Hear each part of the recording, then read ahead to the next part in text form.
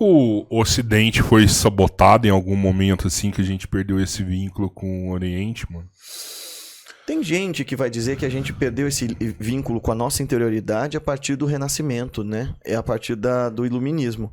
Porque a gente frisou esse papo todo de vamos ser só racional, o corpo não presta e tal. Isso vem do Descartes, isso vem do Kant. Mas teve lugar de ser. A nossa ciência avançou profundamente a partir disso.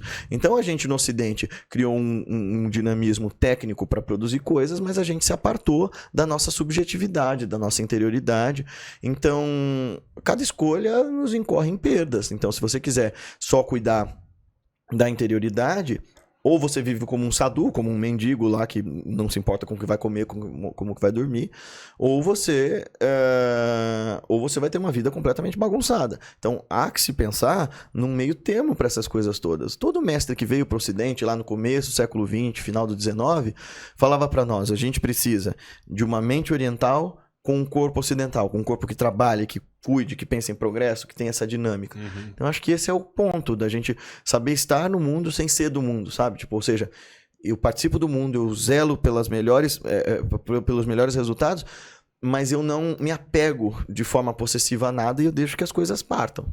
Como que você me explica não se pegar a nada de forma possessiva e quando você está evoluído assim, que todas as pessoas são, de alguma forma, um ser só e Deus junto com a gente, é como se todo mundo fosse igual para você. Não existe diferença do que o Rodrigo é, do que eu sou, para o que, por exemplo, a sua mãe é. Nós todos somos iguais para você. É sobre isso. Como é que você me fala sobre, e você já falou do seu marido, com o amor, por exemplo, onde que entra a diferença de alguém que você ama de verdade ou você me ama como você ama o seu marido? Eu não sou um mestre ainda, então eu não tenho esse grau de realidade da percepção das coisas quando eu não tô em Samadhi. Mas... O mestre seria assim, né? Sim, Do sim. jeito que você falou. Porque é isso que eu penso, se você chega nesse nível, não existe como você se relacionar com uma pessoa mais. Não, exatamente.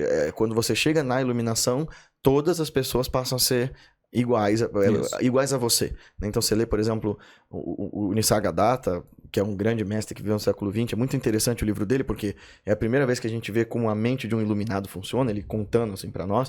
Então ele falando, olha, não existe outro pra mim, tudo é o eu se manifestando, você é que tá enganado. É muito doido você ter essa perspectiva assim, você fala, Pode, né? O que eu, do meu lugar, te digo? A gente tem graus de percepção. Assim como, sei lá, quando você vê a câmera em zoom in ou em zoom out, né? Então, quando eu tô olhando para você, todo o resto tá desfocado. Quando eu tô olhando para esse copo, o resto tá desfocado. Esses graus de percepção da realidade relativa e absoluta são importantes para a gente existir no mundo. O Shankaracharya, que é o maior não dualista conhecido, assim, reconhecido na Índia, ele vai falar que eles são satas, né? Que são os graus de percepção da realidade. Então, Vyavaharika Sata, Paramartika Sata e Manasika Sata. Então, eu falei fora de ordem, mas basicamente você tem pessoas que estão imersas numa realidade completamente deludida. Elas vivem para si, completamente narcisistas ou esquizofrênicas, num mundo que ninguém concorda que seja aquele. Beleza, essas são as pessoas iludidas.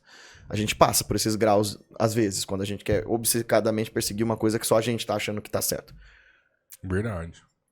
Mas tem gente que vive assim. Agora, a gente tem um outro que chama-se Vyavaharika Sata, que é a verdade, que é a realidade consensual. A gente concorda de que eu seja eu, você seja você, essa mesa seja essa mesa. E porque a gente concorda, a gente percebe o mundo assim.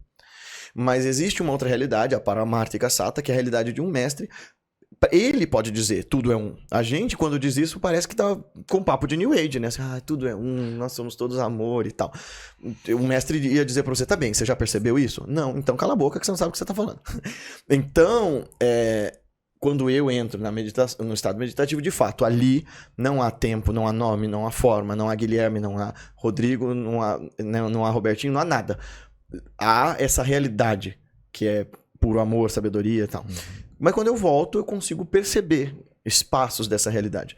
Se eu me concentrar, então, nesse lugar, eu vou me lembrar que eu, você, meu marido, a minha mãe, nós somos impermanentes. A gente se entende, Rodrigo, Robertinho e Guilherme, e a gente se apega a essa identidade, né? Eu sou essa pessoa, eu sou host de podcast. A gente precisa desses labels, dessas etiquetas, pra gente se agarrar a alguma coisa, porque no fundo a gente tá solto. Não há nada, não há Guilherme aqui. A gente convencionou que o Guilherme seja essa pessoa com essa história e tudo mais, mas isso tudo é impermanente. Portanto, aquilo que não dura para sempre é, de alguma maneira, irreal. Quando eu me concentro sobre essa verdade, sobre essa perspectiva, então, nesse lugar, eu entendo que, existe relatividade, mas ela não dura. E porque ela não dura, ela não é substancial. O que é real em nós é aquilo que é eterno e que não é diferenciado. É uma mesma realidade. E essa realidade, essa alma, se você preferir, comum a todos nós, é o que é possível de fazer com que eu ame você, meu marido e os animais, de forma diferenciada nas relações, mas de forma idêntica na interioridade. Quando eu entro nesse lugar, aí eu sou capaz de perceber que nós todos participamos dessa realidade infinita que é absolutamente bela, autoexistente e consciente. Por que quando você vai fazer assim, eu vejo, eu entendo que é para se conhecer, quanto mais você está com você mesmo, mais você vai se conhecer, né? E que as distrações vão te atrapalhar nesse processo.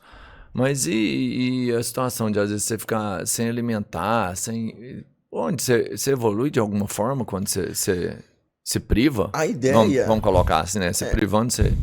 a ideia é, o nosso corpo exerce um poder muito grande sobre nós e não raro a gente faz coisas que a gente não queria só pelo instinto, né?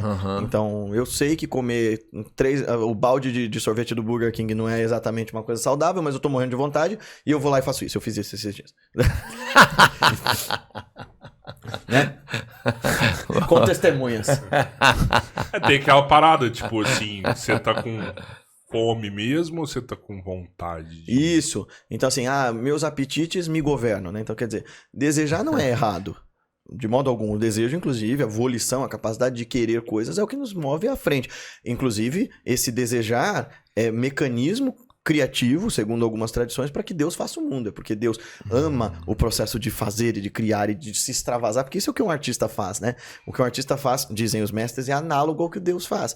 É um processo de criatividade que irrompe, que explode, que é irresistível e inevitável, e aí a obra se faz como um ato de amor. Mas, no contrário, os desejos, quando a gente não tem clareza e lucidez sobre eles, eles nos governam. Então, aí eu vou viver para cumprir as minhas vontades, para transar com todo mundo, para comer tudo que eu quiser, enfim, para viver da forma mais hedonista possível. A ideia da autocontenção, de tapácia, né, desse rigor, né, é você mostrar para si mesmo o nível de domínio que você tem sobre você. E isso vai criando o que a gente chama de tapas mesmo, né? De força, de energia. Quando você não joga mais a energia para fora e começa a utilizar ela de uma outra forma, aí você vai ter espaço e gás para ir para lugares em que a mente comum não consegue. Inclusive porque essa mente comum, desse ego que se vê separado, que deseja e que se apega, ela vive por esse movimento, por essa fricção, por essa compulsão e essa convulsão. Se você consegue dizer, para ela e consegue, você vai conseguir diminuir o poder que essa mente traumatizada, que essa mente revoltada, rancorosa e ressentida tem sobre você. Não é uma questão de se torturar, mas é uma questão técnica de desenvolver força. Por exemplo, quando a gente faz musculação, não é gostoso. Dá pra porra aquilo. No entanto, quando você começa a ver o resultado, você fala assim, olha só, é pra isso. Foi legal, né?